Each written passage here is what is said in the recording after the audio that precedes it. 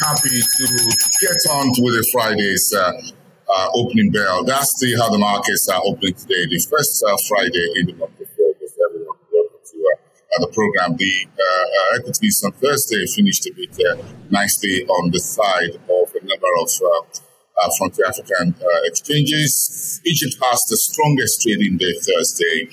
In terms of percentage, in terms of the index, EGX 30 climbed to a very strong 5.28%, upstaging many of its peers on the African continent. That was $105.8 million investors sold very strongly on the Egyptian bourse for the final trading day. Today is the start of the weekend in Egypt. The Cairo market will be open Sunday. The South African market was up by 0.16%. The currency trading around 16, about 1% up against the dollar when the market closed yesterday evening in Johannesburg.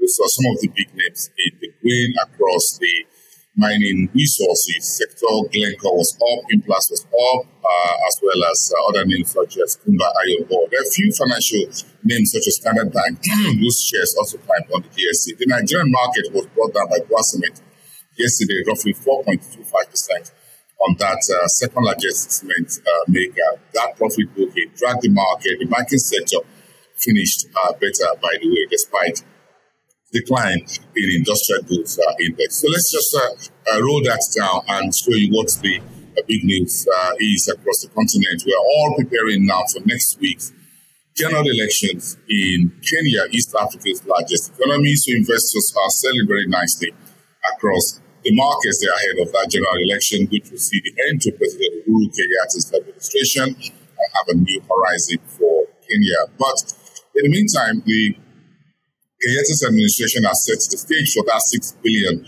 shillings investment in Imuru's Kisumu solar power plant, which the Kenyatta's administration is looking to hand over to the new administration.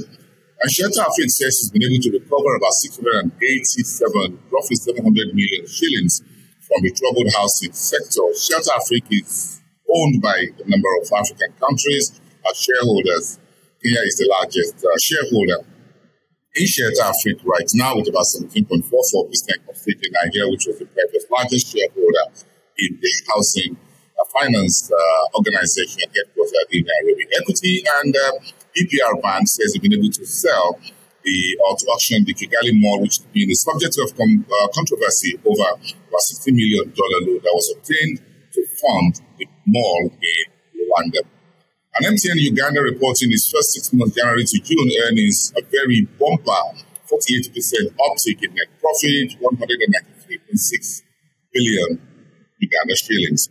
And Sanlam Kenya, which is an insurance company, says its first half 2022 net loss narrowed to about 27 million shillings because of lower taxes. Okay, let's check in with the West African market, where the Nigerian industry is in play.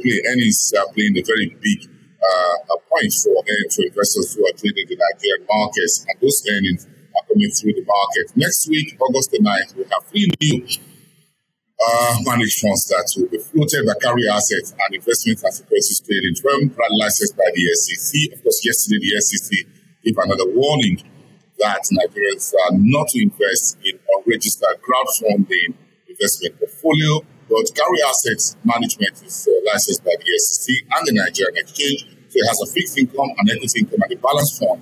Those 3 funds, which runs as a portfolio, will be floated on the 9th early next week. Keep that in mind. A French tycoon, billionaire businessman, is going to buy Vodafone in Ghana, all for cash, no equity.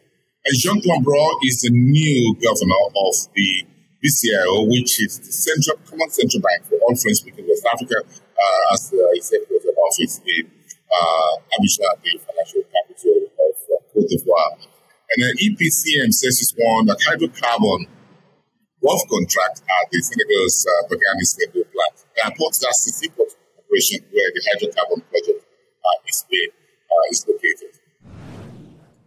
Okay, South Africa this week has reduced fuel prices. That's some good news for South Africans, by the way, but a couple of issues still remain unsolved around ESCOM, which is looking at the further load shedding, but it's going to be hot, like at 11 days. So all that, keep that in mind. Sasol on the energy side says they reported to the GSE yesterday that its first full year ended June 2022 will be a bumper earnings because of higher crude oil prices as well as chemical prices on the back of the Russian-Ukraine crisis.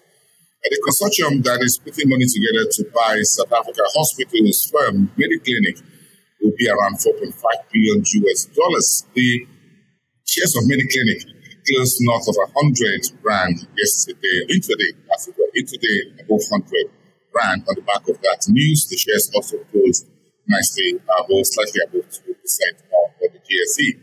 And Time Bank says it's acquired retail capital. These are smaller banks within the Southern Africa space. And Zambia's economic growth is looking really shaky because of the decline in copper production and the slump that we've seen in copper prices globally since we saw the elevated $10,000 metric ton earlier in the year. Copper prices have been falling rapidly ever since, and mining companies in the world are getting hit by that particular problem. Let's sum it up with the North African market, focus on Egypt and Morocco, because the Egyptian PMI came in very disappointing for the month of July. 50 is the midpoint where you have an expansionary or a contractionary mode.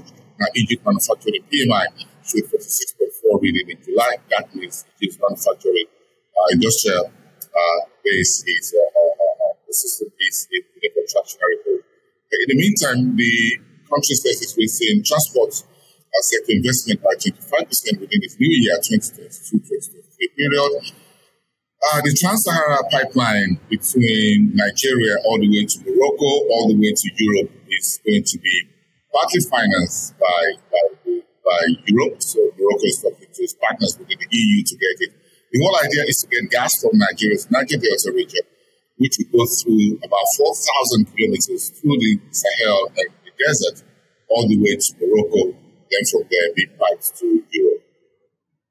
Nigerian Water Bank says it's financing the EMEA solar energy plant in Morocco's Tangier region as part of Morocco's clean energy drive. And phosphate sales by Morocco reached about $5.57 billion in the month of June. That was the report that got into the week as we wrap up the week this Friday. Thank you, everyone, for watching the TGIF. Lay back and enjoy the weekend, everyone. I'll see you next week. Goodbye from all of us here at Frontier Africa Reports. I'll see you next time.